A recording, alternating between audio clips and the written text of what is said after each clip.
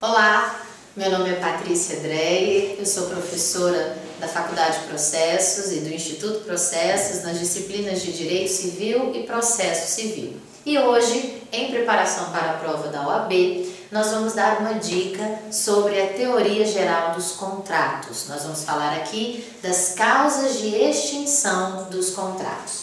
Nós podemos ter, então, as causas que nós vamos chamar de causas anteriores ou contemporâneas à formação dos contratos.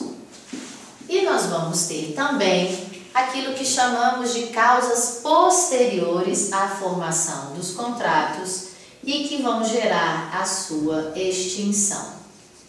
É claro que a ideia do contrato é que ele seja adimplido, que o objeto contratual seja cumprido e assim ele seja extinto.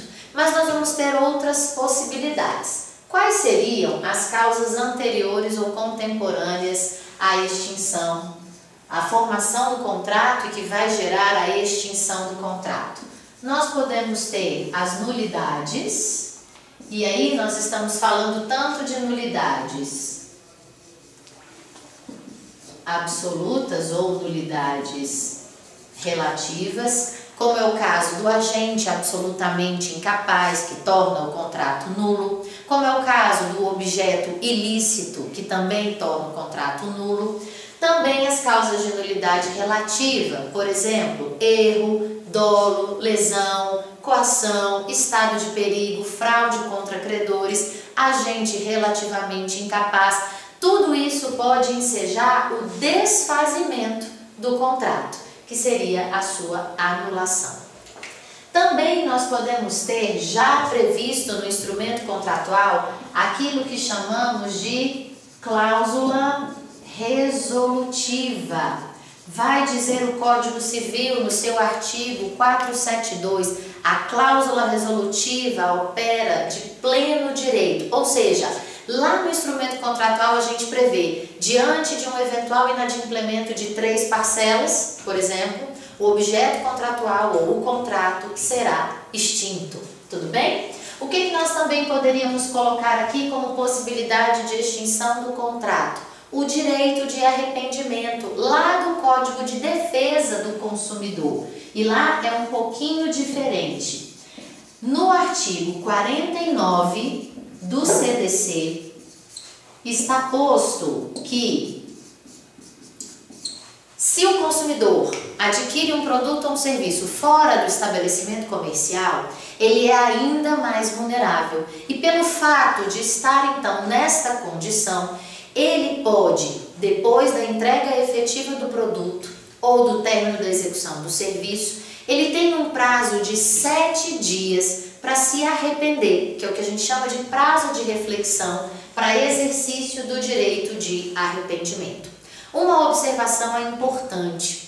No parágrafo único do artigo 49 está dito que, quando o consumidor se arrepende, ele tem direito à devolução dos valores eventualmente pagos a qualquer título, ou seja, ele teria direito à devolução do valor do produto ou do serviço, ele teria direito à devolução do frete que foi cobrado para que o produto chegasse até a casa dele.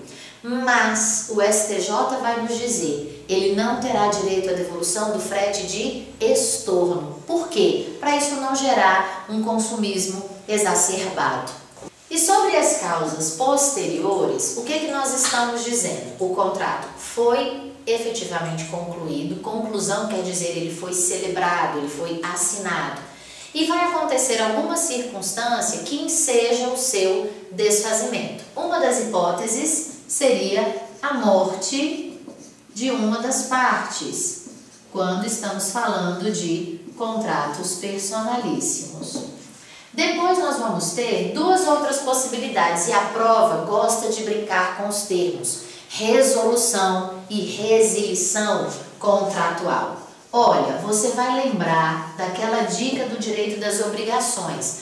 Quando a obrigação não pode ser cumprida sem culpa do devedor, ela se resolve, ela se extingue. Então você vai pensar em resolução como uma hipótese de descumprimento do objeto contratual.